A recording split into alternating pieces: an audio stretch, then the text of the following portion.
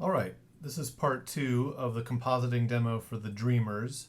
I've placed the standing figure in and composited and refined the mask. I want to show one little thing before we move on to the next element, and that is if you want to alter the contrast, tonal range, color in any way of this element, there are two ways I suggest you can do that. One is you can go to the Smart Object, double click back into the Smart Object, reopen that into Adobe Camera Raw, and you can edit it that way. Now the downside is you can't look at it simultaneously with the background to make that adjustment, but you are editing the raw file, which has a benefit. Now, if I go back to this, the other way that we can do it is that I can add an adjustment layer to this, but create a clipping mask so that it only affects this image element below it. So I'm going to do that right now. I'm just going to do a subtle adjustment to the saturation. I think the image is just a little bit too saturated, the standing figure. So if I create an adjustment layer where I do hue saturation, and immediately before I do any adjustment, if I go to the layer palette pop-out menu, click on that, and I choose, oh, you can't see it over there. I'll go up to the layer menu then. If we go to the layer menu and create clipping mask, this same option is found in the layer palette pop-out menu. That clipping mask, if you look now at the layers palette, you'll see that there's a little arrow that indicates that it's only going to affect the next image layer down. So it won't affect the background, and if I bring down the saturation a little bit, you'll see, well, I'll bring it down a lot, so you can see there's the figure's gone all the way black and white, and now I'm going to bring it back up until I find it's just about where I want. And of course, because it's hue saturation, I can go into any particular color range if I want to, say, just desaturate the blues or cyans or something. I can work just in that range. But that clipping mask is allowing that layer to only affect the next image layer below it.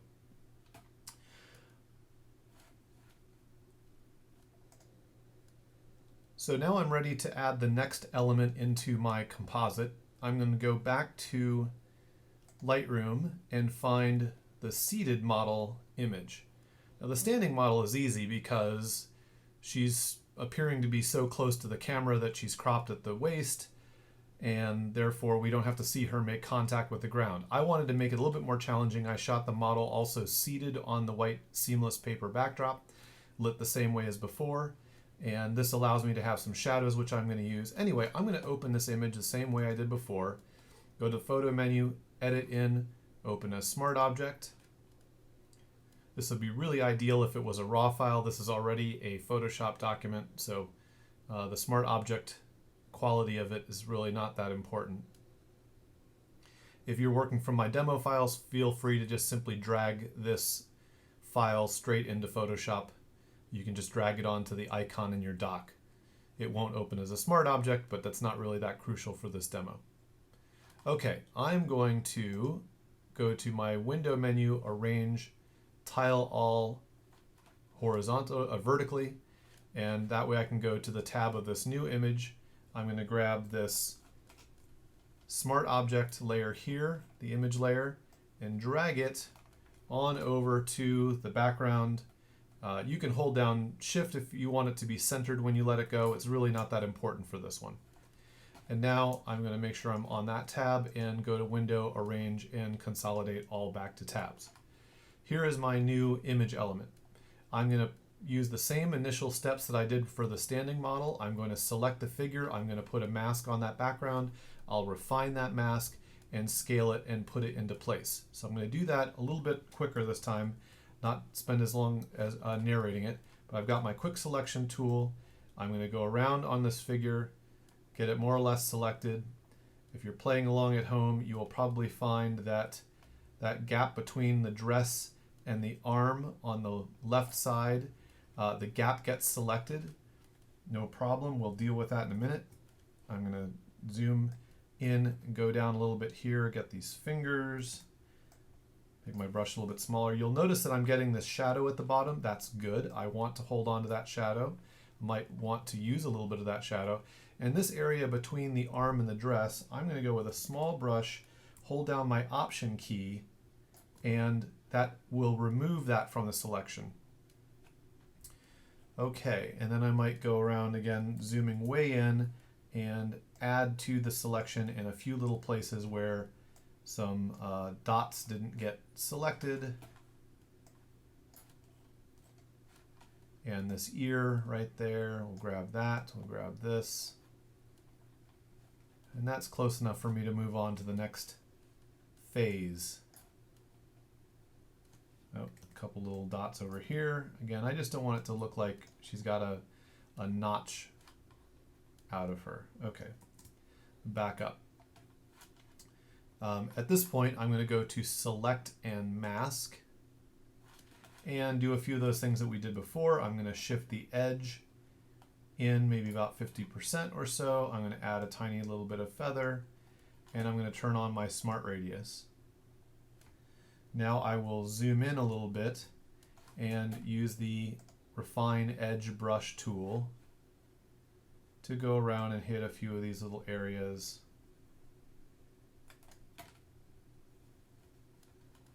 And I'm looking to get rid of any little glowing line that I have around her arm. Oops, did a little bit too much there. I hit undo to get rid of that one. Let's go back to that brush and go with a smaller.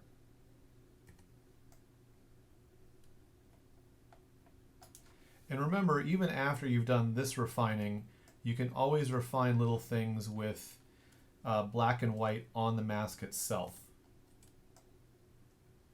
This is an infinitely readjustable, refinable process.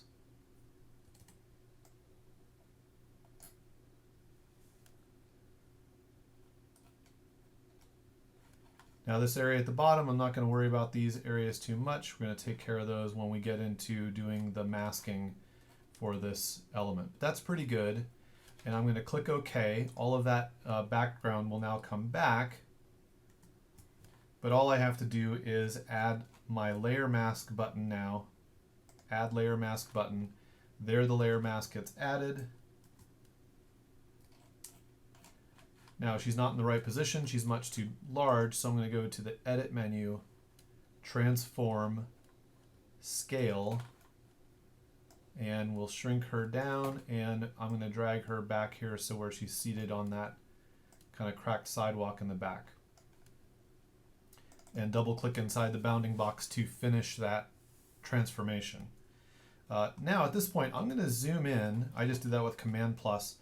I'm going to zoom in and look at this figure and find a few more things to refine. One thing I will do here is I'm going to end up making a fake shadow and slowly replacing the real shadow that's cast underneath the figure. Though I think I might do a little bit more refining of the mask. I still see a kind of a glowing edge along that arm. I thought I got rid of that. I'm going to go into Mask with my my Refine, Select and Mask workspace and go with this small edge detection brush and see if I don't get rid of that little bit of refinement. And maybe we're going to shift that edge of that selection in just a little bit more. And maybe add just a tiny bit more feather to it. And that's looking a lot better. So say OK. So what I'll do here is I want to add a shadow that's going to be cast a little bit to her right. You can see there's a big dark shadow in the background being cast in that direction. I'm going to cast a shadow in that direction as well from her, and also add a little shadow underneath her knees. So you're going to hear me refer to constantly the fake shadow and the real shadow. I'm going to create a fake shadow, and I'm slowly going to remove the real shadow that she's casting on the white background paper. Now to create this fake shadow, what I'm going to do is apply a curve to the entire scene, but then only reveal it where I want to see it in varying amounts. So to start with, I'm going to go back to the layer right below this seated model. And because we know that anytime we create a new layer, it happens above whatever layer we're currently on, I'm going to now go in and create adjustment layer, and I'm going to choose curves. I'm going to switch this blending mode from normal to luminosity there. And I'm going to take this curve, the white point of the curve, and I'm just going to basically drop it all the way down. Just about all the way down.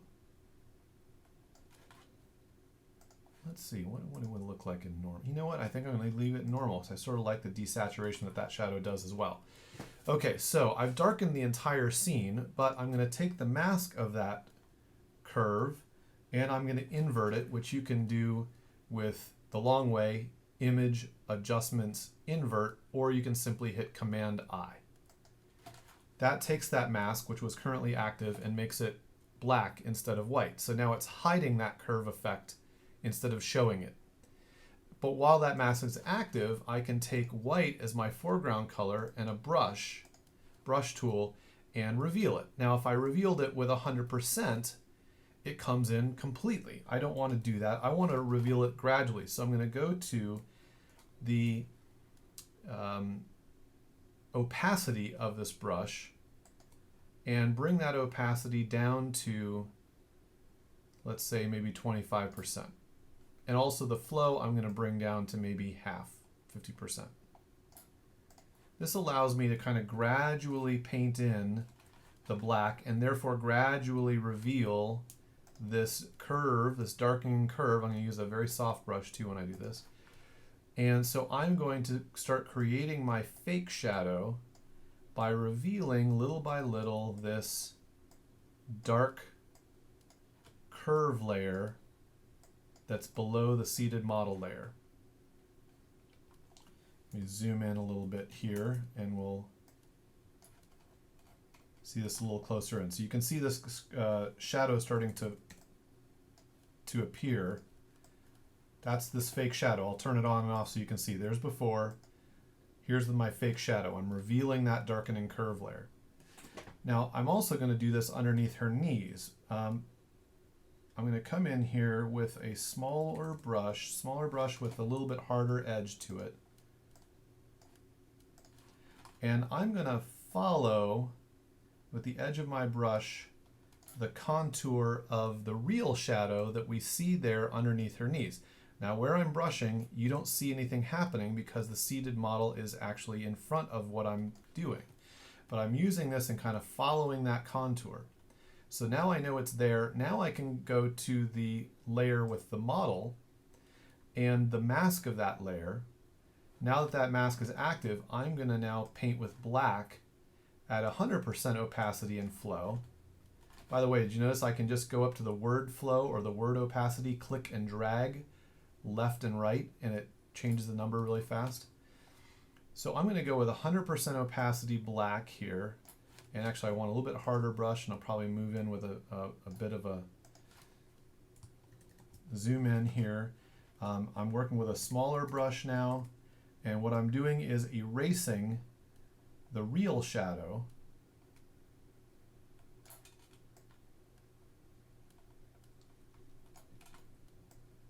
Maybe not all of it just yet, but most of it.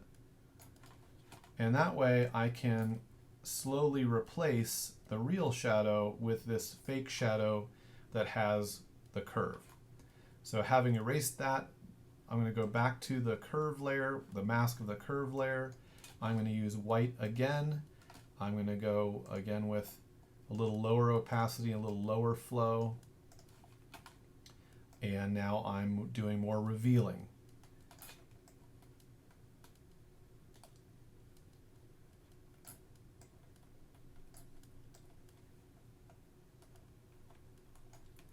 And now I'll go back to the layer with the model and back to that mask, back to black, full opacity, full flow, and now I'm going to erase even this deepest shadow.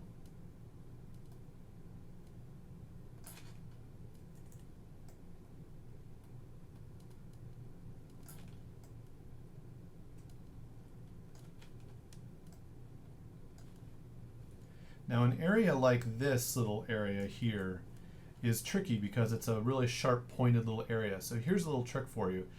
You can overpaint that with one color, in this case black, and then switch back to white and work it back in. So I lost a little bit of that knee and I lost a little bit of the hem of the dress, and I'm going to put that back in with white. When I say put that back in, I'm revealing it again. I can do that same thing right in this little area here. I'm going to overpaint with black a little bit, go in with my white brush and reveal that hem and that little bit of the knee. If I back up a little bit, now we have a fairly convincing shadow underneath the dress and the knees there. And you could continue to do that with the hand, with the foot over here to get that in. So I'm going to hit pause and do a little bit of that myself and come right back. Okay, so I just did a very quick pass over some things around the hands and the knees, and I've got that all looking basically how I want to. If I want to add any modifying adjustment layers to affect just the seated model, I can now do those here. Let's say I want to just reduce her contrast maybe a little bit. I might go to curves, switch from normal to luminosity on my blending mode, and maybe I'm going to take the brightness down just a little bit. Oh, I didn't make it a clipping mask though, and so my whole scene was beginning to be affected. I'm going to go to now the layer menu, create clipping mask, and now any adjustment I make will only affect the seated model. So I might bring down the white point just a little bit, bring up shadows, bring down highlights a little bit just to reduce the contrast on her. I'm also going to create a hue saturation layer. I will immediately make that a clipping mask, so layer menu, create clipping mask, and I'm going to reduce the saturation on her just a little bit. Any adjustment layer you can think of will work in this manner with a clipping mask. If you feel the subject is not the right color balance or any number of other things that you have adjustment layers for, and I'm going to do that, color balance, I can create a clipping mask so that it's only going to affect the next image layer down. Let's say I think she should be just a little bit warmer, which I do. I'm going to shift the color balance a little bit more toward yellow from blue, and maybe just a hint toward red. She's being affected by that very orange light back there more than anything else. Come on, there we go. And all of those layers are just affecting this one image layer down. So there we have the seated model in position, and this concludes part 2. In part 3, we're going to place the moon up in the sky.